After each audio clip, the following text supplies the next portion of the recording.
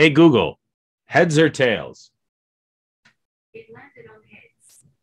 Did you hear it? Yep, landed on heads. Dino Smores coffee it is.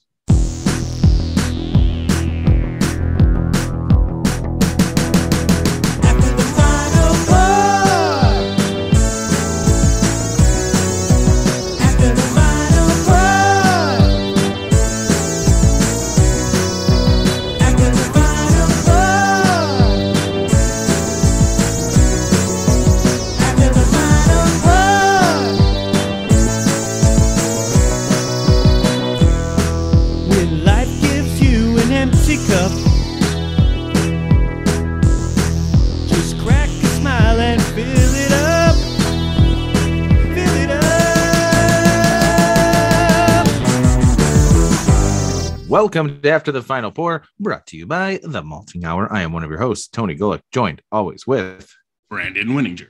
Yeah, hey man, what's up? Not much. How you doing? Pretty good. Feeling pretty good. Happy almost Easter. Yeah, man. It's the day that this comes out. Well, that'll be happy day after Easter. Yeah, happy day after Easter. We're doing this the day before. Or if people catch on that we actually release these usually on a Sunday night. Happy Easter. Happy Easter, yeah. If you celebrate Easter. And when we're recording this, it's Passover. So we got Passover, right? I believe Passover's today. We got Passover, we got Easter. And if you don't celebrate anything, happy Monday. Yeah. Happy Monday. I hope it's a great day, and I hope we're bringing some joy to you this morning or whenever you're listening to this. Or happy Tuesday. I don't know when you're listening. Happy day. Anyways, thanks. Yeah, happy day. Thanks for listening. It's an After the Final Pour. Brandon and I were just talking that for me, this is definitely an After the Final Pour. Tonight, had my mother-in-law over. We had some dinner. We colored some eggs. We're not very religious in this house, but we do. My wife and I are both raised Catholic, so we do still do some traditions like coloring eggs, man. It's still fun. That's about it. That's my extent of Easter. And then I have brunch on Easter Sunday. That is the extent of what I celebrate. I've never looked this up, and I don't know why this question just popped into my head, but like, why eggs for Easter? Is it supposed to be because they're like spring hatchlings? Oh yeah, I think spring. I think it's a whole spring thing. But then why does the bunny bring eggs? It's fucked up. Bunnies don't lay eggs. What the? I was talking to Benjamin. He was going to sleep, and I was like, "Hey, you got to go to bed. Like the Easter bunny's going to come." He's like, "He's going to bring 4 carrots." I'm like, "Sure, if that's what you want in your Easter basket." Hey, man, had I known, I would have dropped off carrots today. 4 carrots in your basket. Like the Easter bunny stopped by my house first, man. Here you go. Here's some carrots. Yeah. But yeah. So I made we made tacos. I did. I marinated some chicken thighs and did some skirt steak. While I was doing that, I had 2 beers while I was grilling, and then afterward, I had another beer, and then after that, I did some dishes. Came down here to the basement, had another beer. So I'm 4 beers in. So this is an After the Final Pour for me. This is like I did an episode, but it's also been spanned out from like 4 hours. So it's about a beer an hour. Yeah, you inspired me to grill when you said you were grilling today. I bought corn on the cob like earlier in the week because it was at the store, and I was like, I like it. I guess it's that time of year, man. I can't wait to get corn on the cob. The kid loves it. So I got it, and we just never got around to cooking it. And then you said you were grilling, and I was like, you know what? I'm going to defrost some chicken. So I actually defrosted chicken thighs, and I had were they boneless, skinless, or they bone in? No, bone in with the skin, all of the flavor. Oh yeah. And then I had this, I forgot why I picked it up. I think it might have been on clearance or something at Jewel, but it was like a quarter, but it was a McCormick seasoning pack. It was like smoky ranchero or something like that. And you make a marinade, you throw in the seasoning with a little bit of oil, water, and vinegar actually. And I let it soak, marinate for a little over an hour, threw it on the grill. It was like amazing. Becca was even like, this is like some of the best chicken I've ever had. Oh, nice. And my original thought for that seasoning was to do it with shrimp. So I think I'm going to see if I can find that seasoning packet again. We're going to try and do shrimp tacos. Yes. Grill up some shrimp with that seasoning and let me know. I'll come on over. I love me some good seafood tacos, man. I love fish tacos. That's what my mother-in-law's favorite thing I make is fish tacos. That's Becca's go-to at Earl's is the salmon tacos. I have yet to have that from Earl's. Earl's, we're gonna we're gonna do an episode where we pair some beer with your barbecue, and we'll let you know. We'll tag you in it. Hey, so what are we drinking tonight, man? I know we both took a couple sips and we started getting into this. What are we drinking, man? We're drinking the coffee Dino Smores from Off Color. Yeah, last time we didn't have Final Pour. It was the barrel aged, right? Those last after the Final Pour. Yeah, barrel aged. Yep. Dino Smores. Yeah. So this is the coffee version. Again, it is in a 12-ounce can. It's an Imperial coffee marshmallow stout, 9.5% ABV. Let's see. It's got pale, Vienna, wheat, carrot 2, extra special, flaked oats. I think extra special. I don't know what grain is that. I like extra special B. Flaked oats, dark chocolate, black roasted barley, hops, nugget. The secret ingredients are marshmallow, vanilla beans, molasses, graham flavor, cocoa nibs. And it's graham flour. Oh, graham flour. Sorry. I'm reading this couple beers in and underneath a very low light. Graham flour, cocoa nibs, and an extra fancy wash process. What is that? Guatemalan coffee grown by how do you pronounce that? I'm saying Finca. Yeah, Finea San Jeronimo Miramar. Man, I suck. And that's dark matter coffee. What I don't know if we've talked about this before, but we have talked about how you get the graham cracker flavor into beer. Yeah. What the fuck is graham flour? Oh no, baby, we're gonna look it up. Is it literally? I'm wondering if it's actually just ground up graham crackers that they're calling graham flour. Well, here we go. You guys are gonna hear me type for a second. Hold on. Beep, boop, beep, graham flour. What is it? Oh, graham flour is a type of coarse ground flour of whole wheat named after Sylvester Graham. It's similar to conventional whole wheat. Is that the same thing? A report, 19 bread made from graham flour had a protein content of 12.1%, slightly less than white wheat flour, essentially the same as whole wheat flour. Interesting.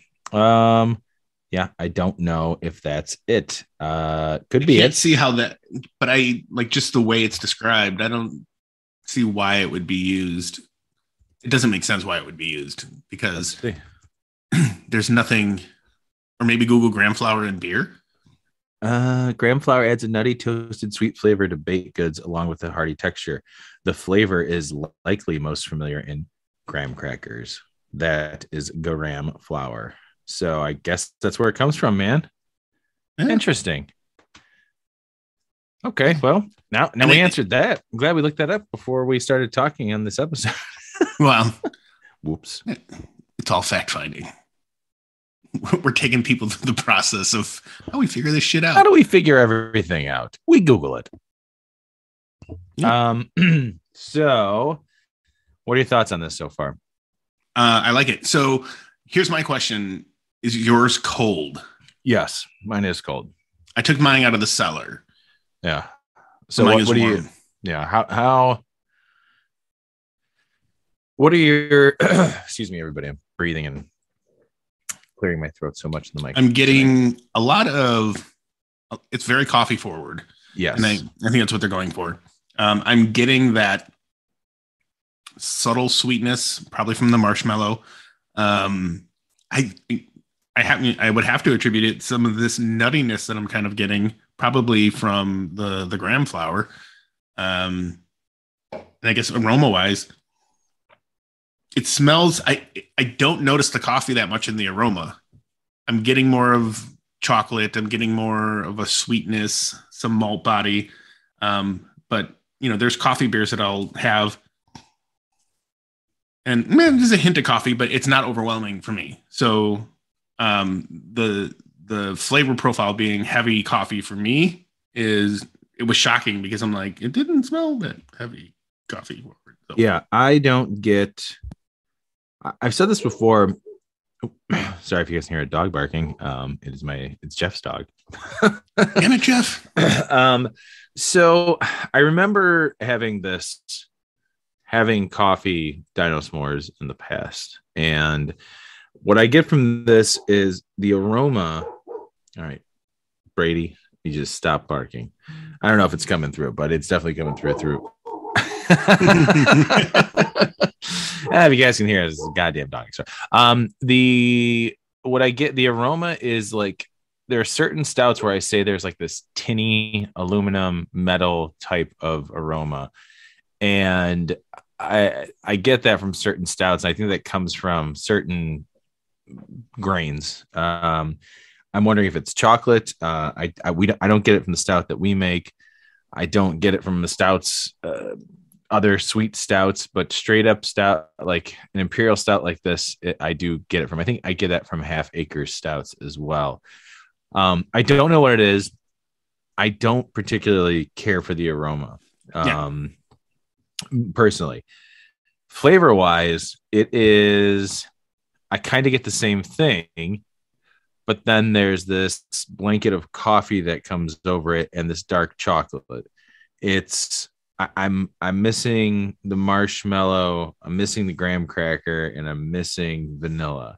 So I'm just kind of getting this kind of bitter coffee, bitter chocolate type of beer, which I don't know. I had to take another sip.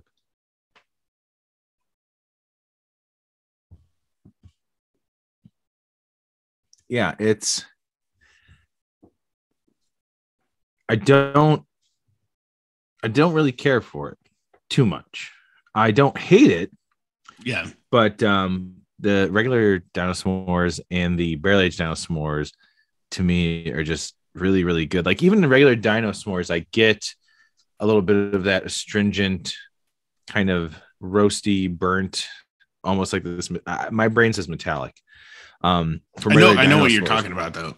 Yeah, like if anybody else like can relate to that, I'm sure there are, but I know other people can probably have a better way of maybe nailing down where that flavor comes from. It's just like in regular Dino S'mores, I get it, but I get more vanilla and marshmallow in there. The coffee for me in this, and I love coffee beers. I know Clark is not a huge fan of coffee beers.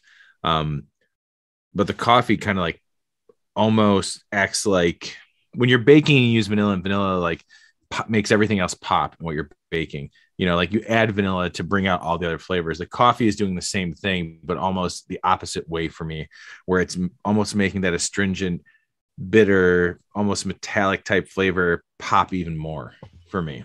And I wish that I wish the coffee maybe didn't do that and was just a little bit more coffee in there to kind of help me mask what it is I don't like about this.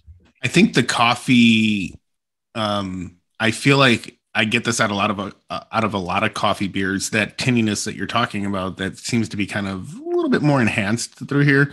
I think that definitely is the coffee. And I feel like the coffee might be doing that on the aroma as well. Cause like I said, I'm not getting that much on the aroma. The what I am getting, as soon as you said like the tinny, the metal, like it's an off bitterness that I kind of smell. And I feel like, you know, that's partly from the coffee and partly, you know, probably from the green bill too. But I'm with you with, like, I said, there's some sweetness and I'm attributing that to marshmallow, but I'm not Sure. tasting marshmallow. I'm just tasting a little hint of sweetness. And there's that dark chocolate, and I'm, you know, with coffee, and then when you're getting dark chocolate notes, that's just a lot of bitterness to like having a beer.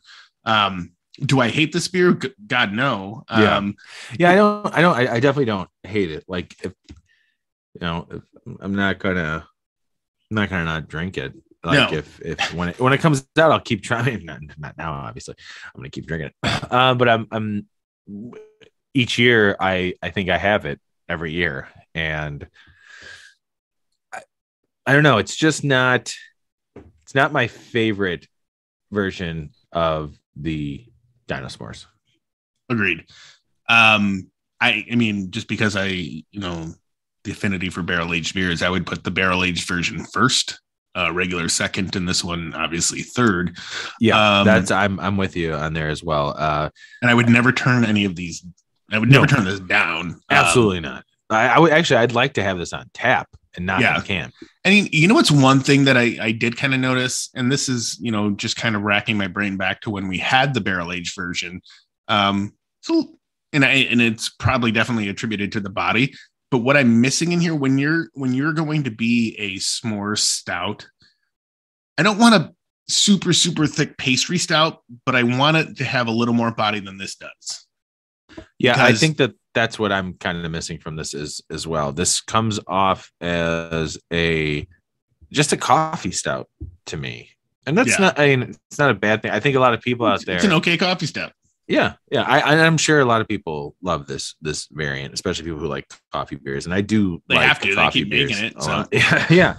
It's a great variant. I mean, it's a good variant.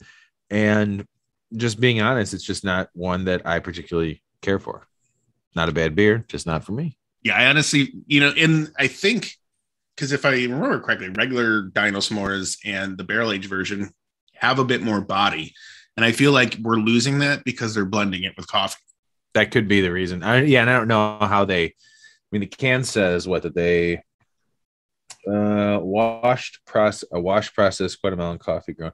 So yeah, I don't know what that means. Did they steep? It's just, they're just talking about the actual coffee itself. Yeah, that I don't know. Sure. Wash process. I don't know, but I have a feeling that it's the finished product is blended with this. So I would think that our best way to get the answer would be if we had off color on an episode so we can talk about this.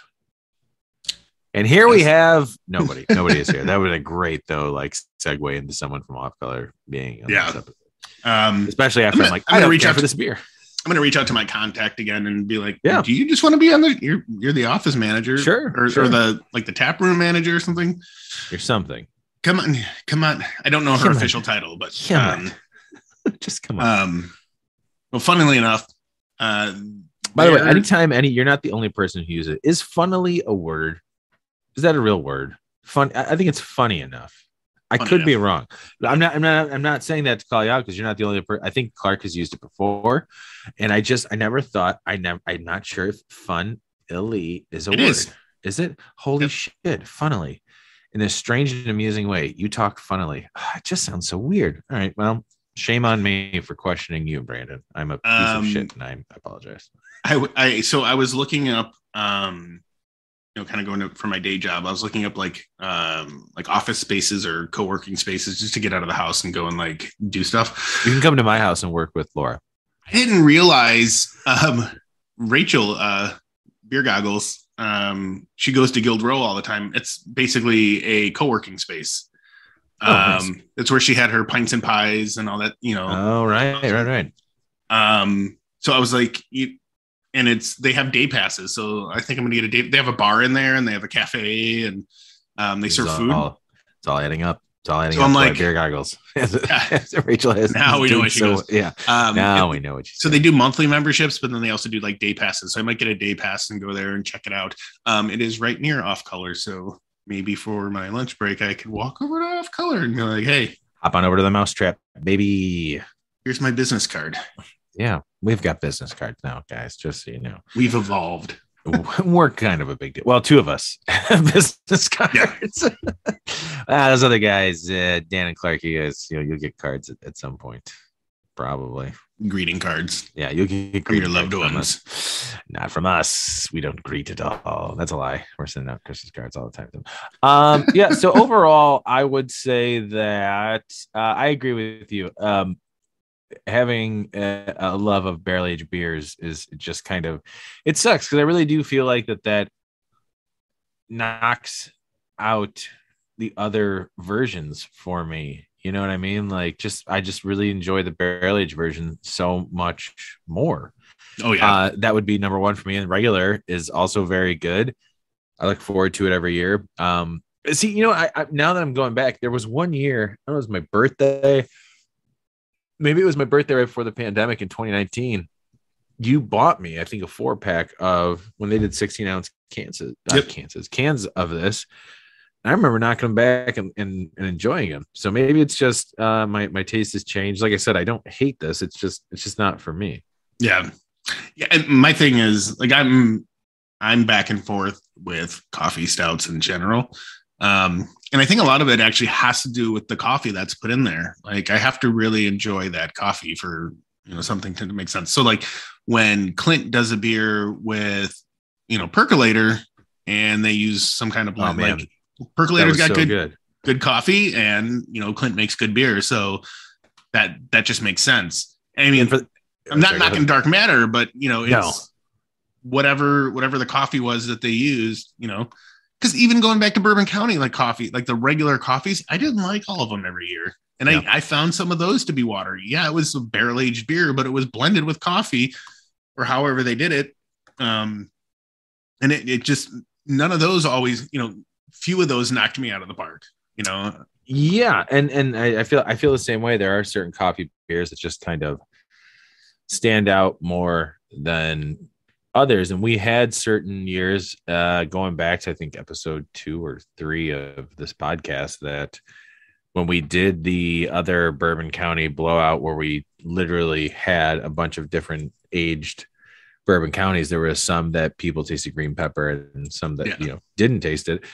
But those coffees, I mean, that to me there was the sweetness, and then the coffee, it just kind of, I don't know. I'm trying to think of other coffee beers. Surly Bender, Coffee Bender. That's a good coffee beer.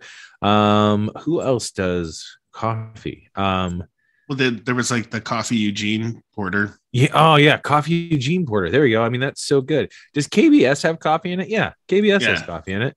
Mm-hmm. I mean, that right there. I mean, there is that bitterness that's in there. There's chocolate and coffee in there, but still that barrel-aged sweetness. Like, I'd like to have a barrel-aged coffee Dino Smores, and I think that would help kind of balance out that bitterness I'm getting. I think it's the roasted. I think it's like the what's in here again? Roasted barley.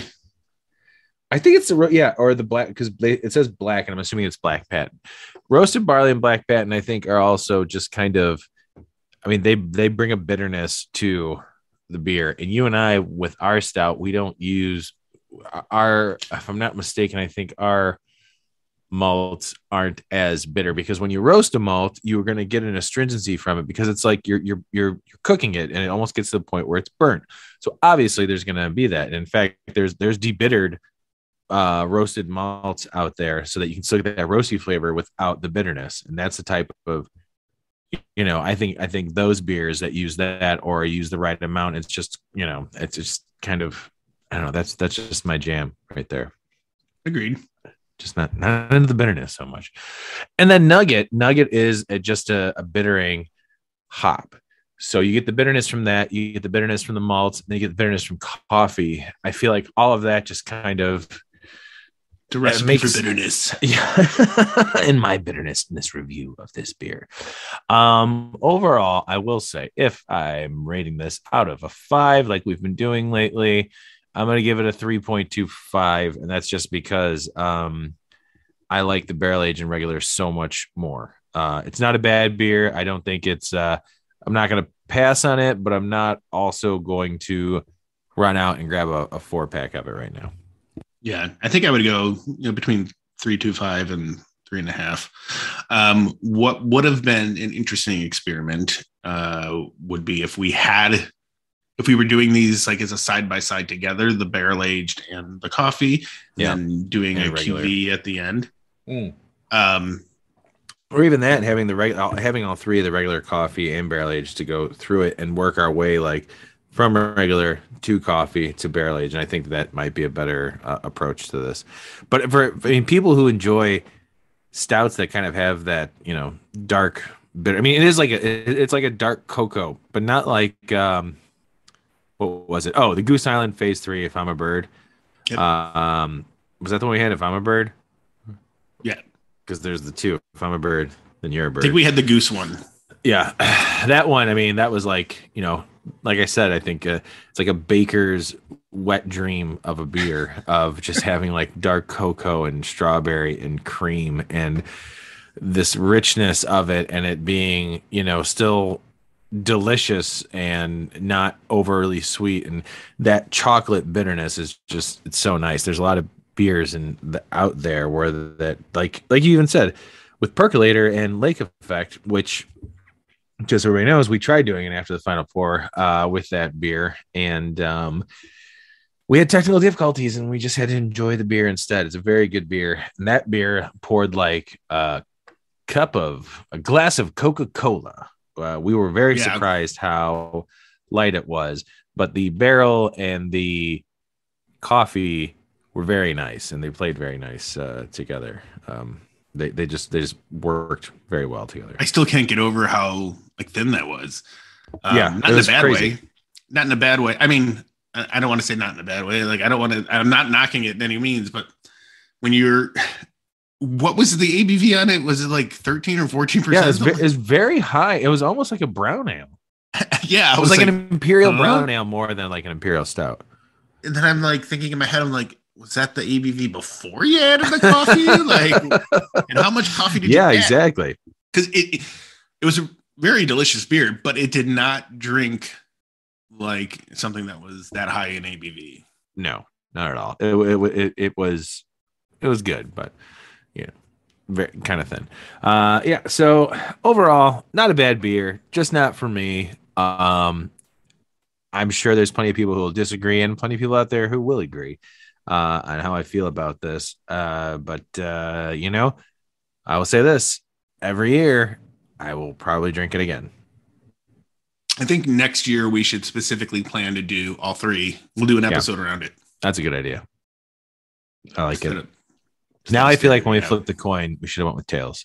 That's okay. We've got another one for another time now. You got anything else about this one, man? Oh man. I mean, I appreciate them, continuing to kind of keep going with these Dino beers. Yeah.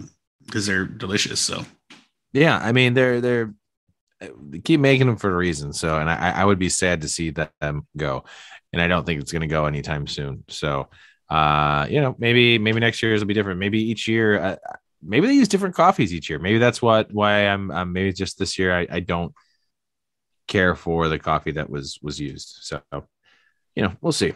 We'll find out next year. We'll come revisit it. We'll have Clark fact check what I said when I check it in, and we'll go from there. Good idea. Good plan. Oh, thanks, man. I appreciate that. All right, man. I love you. Love you too, bud. Bye. This has been The Malting Hour. Be sure to follow us on all social media by searching The Malting Hour and at themaltinghour.com. You can also follow us individually on social media. Brandon can be found on Instagram as BMDub81, on Twitter, BDub81, and on Untapped as BDubDrinksBeer. Tony can be found on Instagram and Untapped under Ace of Help Chicago, on Twitter, The Ace of Help Chicago. Clark can be found as Clarkowski on all three. Dan can be found on Instagram as hip__hops and hip hops on YouTube. Be sure to subscribe, like, and rate the show on your preferred podcast listening platform. Until next time, cheers from all of us at The Malting Hour.